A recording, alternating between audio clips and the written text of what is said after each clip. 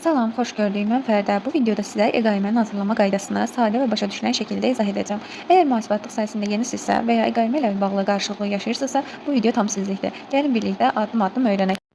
İlk olaraq brauzerə etaxis.gov.az yazırıq və enter düyməsini sıxırıq. Qarşımıza çıxan saytda artıq yeni sistemə keçid olub. Əvvəlki sistemlə müqayisədə bu yeni platforma daha funksionaldır.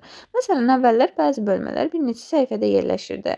İndi isə hamısı daha əlçatan şəkildə bir yerdə toplanıb. Giriş etdikdən sonra fərqləri daha aydın görəcəyik. İndi isə gəlin birlikdə sistemə daxil olaq.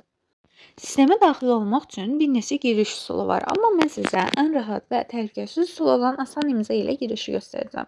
Əgər sizdə artıq asan imza aktivdirsə, asan imza bölməsini seçirik. Daha sonra mobil nömrə və istifadəçi ID-sini daxil edirik. Sistem sizdən mobil telefonunuza gələn PIN-1 kodunu istəyəcək. Onu daxil etdikdən sonra sistemə giriş tamamlanır.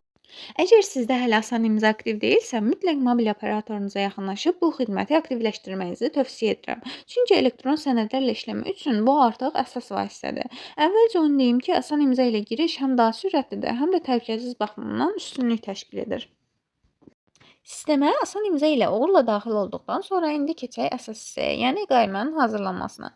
Əsas səhifədə bu menyudan e-qaimə fakturalar bölməsini seçirik. Və bəli, qaymə fakturalar bölməsinə keçəndən sonra qarşımıza belə bir səhifə çıxır və burada yuxarı sağ küncdə gördüyünüz təqdim etmə bölməsinə klikləyirik və orada malların, işlərin, xidmətlərin təqdim edilməsi barədə elektron qaymə fakturalar bölməsini seçirik. Bu pəncərədə ilk olaraq alıcının VÖN-ü və obyekt kodu tələb olunur. VÖN alıcı şirkətin və ya fərdi sahibkarın birci ödəyicisi nömrəsidir. Bu məlumatı siz müştəridən öncədən almalısınız. Obyekt kodu isə alıcının qeydiyyatda olduğu vergi orqanını göstərir və bu kod sistemdə avtomatik təşrif də oluna bilər. Amma siz onu müştəridən dəqiqləşdirməlisiniz. Artıq bu açılan pəncərədə biz öz VÖN-ümüzü və qarşı tərəfin VÖN-ünü və ya adını görürük. Bu pəncərədə biz satacağımız malın və yaxud edəcəyimiz xidmətin məlumatlarını daxil edirik. Buradakı malın, xidmətin kodu sahəsi mütləq doldurulmalıdır. Hər mal və xidmətin özünə məxsus kodu olur. Bu kodlar Vergilər Nazirliyi tərəfindən təsdiq olunmuş siyahıya əsasən verilir. Əgər kodu əzbər bilmirsinizsə, adətən ya mühasibat proqramınızdan götürək, ya da kod seç bölməsindən uyğun olaraq onları tapıb əlavə edə bilərsiniz. Əgər siz hələ də mal və xidmətin kodunu tapa bilməmisinizsə, narahat olmağınıza ehtiyac yoxdur. Siz Chrome-da axtarış yerinə mal və xidmət kodları yazdıqdan sonra etaxis.gov.az saytına daxil olursunuz və burada elektron qaymə fakturanı doldurarkən istifadə olunan malların və ya xidmətlərin kodları yazısına klik edirsiniz və PDF yükləyirsiniz. Bu PDF-in içində artıq siz istənilən xidmət və mal kodlarını tapa bilərsiniz. Burada yuxarı menyudan və ya axtarış yerindən mal və xidmətlərin təsnifat bölməsini seçirik. Burada kateqoriyalar üzrə də axtarış edə bilərsiniz. Məsələn, ofis ləvazimatları, təmir xidməti, qida məhsulları və s. Uyğun kodu tapdıqdan sonra həmin kodu e-qaimə sistemində malın, xidmətin kodu sahəsinə yazırıq. İndi isə mən əgər 1 kilosu 5 manata olan düyüdən 2 kilo satmaq istəyirəmsə, e-qaiməni belə doldururam. Əvvəlcə düyünün kodunu yazıram. Bunun üçün mal və xidmətin kodları siyahısından düyü olan kodu tapdım, yazdım. Daha sonra malın adı olan hissəsinə düyü yazıram. Burada ölçü vahidi olaraq kiloqram, yəni kiloqram seçirəm, qiqi, yəni kiloqram seçirəm. Ədədi burada ədəd olaraq 2 yazıram, çünki 2 kilo satıram. Qiymət hissəsinə 5 yazıram. Bu 1 kiloqramının qiymətidir. Məbləğ hissəsinə isə sistem avtomatik olaraq 2/5, yəni 10 əziyin hesablayır və məbləğ hissəsini də göstərir. İndi isə gəlirik artıq satışın ƏDV ilə bağlı statusunu qeyd etməyə. Gəlin bu xanaları bir-bir izah edək. Birincisi, ƏDV-yə 18% dərəcə ilə cəlb edilən. Yəni, əgər satdığınız mal və ya xidmət 18%lik ƏDV-yə tabedirsə, bu məbləği buraya yazırsınız. Məsələn, 10 manatlıq mal satmısınızsa, buraya 10 yazırsınız və sistem avtomatik ƏDV-ni əlavə edir. İkincisi isə ƏDV-yə 0 dərəcə ilə cəlb edilən. Bu sahədə yalnız xaricə ixrac etdiyiniz mallar və ya 0% ƏDV tətbiq edilən xüsusi hallar üçün nəzərdə tutulub. Əgər satış bu kateqoriyaya aiddirsə, o zaman buraya məbləği daxil edirsiniz. Üçüncü xana ƏDV-dən azad olunan. Bəzi xidmət və mallar, məsələn, dərman preparatları və ya bəzi təhsil xidmətləri ƏDV-dən azaddır.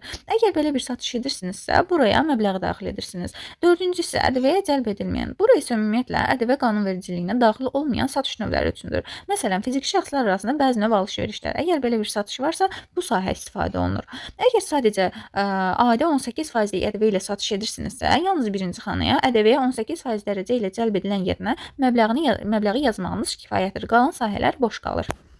İndi isə gəldik aşağıda göstərilən əlavə məlumat hissəsinə. Əsas və əlavə qeyd. Əsas hissədə sənədin tarixi, satıcı məlumatları, məhsul və ya xidmətin təsviri, ödəniş şərtləri, məhsul və ya xidmətin təsdiqi və yaxud sadəcə qaymənin növü və digər əsas məlumatlar, yəni müqavilənin nömrəsi yazıla bilər. Əlavə hissəsində də vergi məlumatları, endirimlər və kampaniyalar, qaytarma və əvəzləşmə şərtləri, çatdırılma və dağıtım şərtləri, əlavə şərtlər kimi məlumatlar yazıla bilər və artıq bunu qaralamada saxlayıb çıxdıqdan sonra bizim qaralamalar bölməsində qayməmiz belə görsənir və daha sonra onun üzərinə klikləyib imzala və göndərə basdıqdan sonra telefonumuza gələn PIN-2 kodunu daxil edirik və artıq bizim qayməmiz qarşı tərəfə göndərilmiş olur. Əgər siz hər iki qayməni birdən imzalayıb göndərmək istəsəniz, hər ikisini qeyd edirsiniz və imzala göndərə basdıqdan sonra artıq sizin qayməniz göndərilənlər hissəsinə düşmüş olur. Amma artıq yeni sistemimizdə belə bir özəllik var ki, siz gəlib sistemdə bir qaymənin əvvəldən, yəni göndərdiyiniz bir qaymənin üzərinə klikləyib, oradan təkrarla bölməsinə klikləməklə qaralamalar bölməsinə həmin qaymənin şablonu gəlib düşür və siz onun üzərində düzəliş etməklə və burada gördüyünüz kimi malın adı, qiyməti və aşağıda müqavilə nömrəsi və s. kimi məlumatların hər biri qalır. Sadəcə müəyyən dəyişikliklər lazımdırsa edib qaralamada saxla və çıx. Daha sonra isə onu imzala və göndər etməklə qayməni daha sürətli şəkildə hazırlaya bilərsiniz. Bəli dostlar, artıq biz bugün sizinlə elektron vergi sistemində e-qaymə yazmağı öyrəndik. Ümid edirəm ki, faydalı bir video olmuşdur sizlər üçün. Unutmayın ki, e-qaymə hazırlama prosesində yenə də hər hansı bir çətinliklə qarşılaşsanız, hər zaman suallarınızı verə bilərsiniz. Yardımcı olmaqdan hər zaman məmnun olaram. Hələlik özünüzə yaxşı baxın.